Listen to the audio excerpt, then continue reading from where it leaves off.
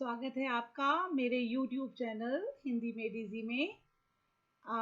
मैंने बहुत कोशिश की है कि आपको समास थोड़ा सरल करके बताया जाए और विस्तार भी किया है जिससे कि आप अधिक से अधिक जानकारी प्राप्त कर सकें। पिछली बार मैंने द्विगु समास का आपको बताया था कि द्विगु समास की पहचान है कि वहाँ पर कोई ना कोई पहले संख्या दी होगी। उसी के भेदों के बारे में आज हम जानेंगे कि इनके भेद कौन कौन से हैं। तो द्विगु समास इसके दो भेद हैं। पहला है समाहार द्विगु और दूसरा है उत्तर पद प्रधान द्विगु। समाहार द्विगु क्या होता है? समाहार का अर्थ है समुदाय, इकट्ठा होना या समूह के रूप में होना, उसे समाहार द्विगु कहते हैं। जैसे अगर हम यहाँ शब्द कहते हैं त्रिलोक, तीन लोकों का समाहार या समूह, ठीक है, त्रिलोक। इसी प्रकार पंचवटी, आपको पता है जब सीता जो है वो पंचवटी में रही थी तो वहां पर भी 5 वट यानी 5 पेड़ आसपास थे, तो वहीं पर इन्होंने ये इस स्थान पर अपनी कुटिया बनाई, तो वो कहलाया था पंचवटी। तो 5 वटों का समाहार, 5 वहां पर पेड़ थे, ठीक है। एक और उदाहरण देखते हैं, त्रिभुवन, तो 3 भुवनों का समाहार। तो इस प्रकार से समाहार द्विगु में हमने क्या देखा कि एक ग्रुप है, एक यानी समूह में बताया गया है, तो वो समाहार द्विगु के उदाहरण। अब हम दूसरे भेद पर आते हैं, उत्तर पद प्रधान द्विगु। इसका दूसरा पद प्रधान रहता है और पहला पद संख्यावाची है। अब इसमें समाहार नहीं जोड़ा जाता, ठीक है। जैसे उदाहरण में देखिए आप, यहाँ पर बेटा या उत्पन्न के अर्थ में, जैसे यहाँ पर 2 सूतों के मेल का, ठीक है, तो 2 सूती, 2 माँ का तो 2 माता। इस प्रकार से यहाँ क्या है कि उत्तर पद और प्रधान हो गया और द्विगु का भी यहाँ पे गिनती का भी रूप देखा आपने। एक और उदाहरण देखिए, 5 प्रमाण, ठीक है, तो पंच प्रमाण। इसी तरह 5 हथड़ यानी हैंडल जिसे बोलते हैं, तो पंच हथड़। तो यहाँ पर इस प्रकार से ये उत्तर पद प्रधान जहाँ पर है, ऐसे द्विगु के उदाहरण देखिए आपने। अब हम आते हैं बहुब्रीहि समास पे।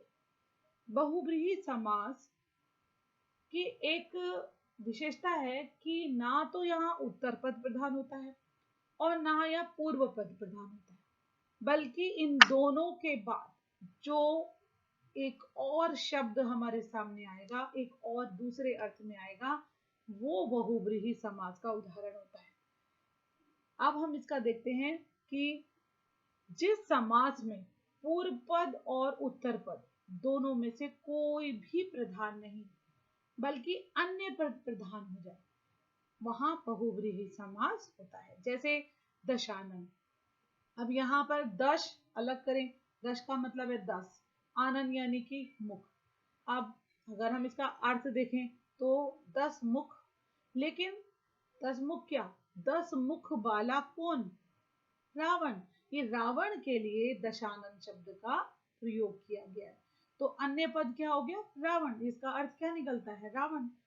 तो इस प्रकार से आप इसके अन्य उदाहरणों में भी देखिए, जैसे हम कहते हैं प्रधानमंत्री, मंत्रियों में प्रधान है जो, ठीक है ना, सारे मंत्रियों में जो सबसे ऊपर प्रधान, तो कौन हुआ? प्रधानमंत्री। इसी प्रकार निशा में विचरण करने वाला, निशा रात, तो क्या बना? निशाचर। और निशाचर कौन? राक्षस, उनके लिए ये शब्द आया है। इसी प्रकार मृग के समान नयन है जिसके, ठीक है, ना तो मृग हिरण और ना नयन, बल्कि इन दोनों को मिलाकर कोई एक ऐसी स्त्री के बारे में, सुंदर स्त्री के बारे में यहाँ बात की जा रही है। अन्य पद क्या हो गया? मृग नयनी, ठीक है। इसी प्रकार देखेंगे महान वीर है जो, तो महावीर, लेकिन ये महावीर किसके लिए आया है? हनुमान के लिए आया है। तो अन्य पद कौन सा हो गया? हनुमान। आप देखिए तत्पुरुष और बहुव्रीहि में हमें अंतर जानना है।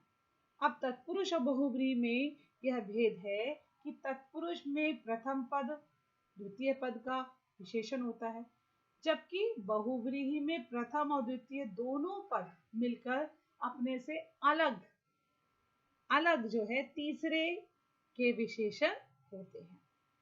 जैसे पीत अंबर, अगर हम पीतांबर में देखें पीला कपड़ा, तो कर्मधारय जो है तत्पुरुष समास।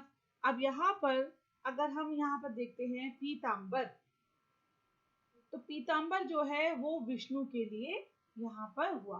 पीला है अंबर जिसका, है ना, कौन? पीतांबर, यानी विष्णु, ये विष्णु के लिए आया है। बहुव्रीहि के भेद। अब बहुव्रीहि समास के जो भेद हैं वो हैं 4। पहला है समानाधिकरण बहुव्रीहि, दूसरा व्यधिकरण बहुव्रीहि, तीसरा तुल्य योग बहुव्रीहि और चौथा है व्यतिहार बहुव्रीहि। अब धीरे धीरे समझेंगे कि ये समानाधिकरण बहुव्रीहि पहला जो है वो इसका क्या है। इसमें क्या होता है कि सभी पद प्रथमा अर्थात कर्ता कारक की विभक्ति के होते हैं, ठीक है। और एक बात और है, किंतु समस्त पद द्वारा जो अन्य उक्त होता है, अब इसको आप इस प्रकार से समझिए। जैसे मान के चलिए एक उदाहरण है, प्राप्त है उदक जिसको, ठीक है, तो प्राप्तोदक ये समास समस्त पद बना। तो यहाँ पर जो है ये को जो लगा वो कर्म में उक्त है। जीती गई इंद्रियां हैं जिसके द्वारा, तो क्या बनता है? जितेंद्रिय। तो ये यहाँ पे क्या है? करण के द्वारा उक्त जो की है। दत्त है भोजन जिसके लिए, दत्त भोजन ये जो बना, तो ये संप्रदान में उक्त है। आगे देखिए व्यधिकरण बहुव्रीहि।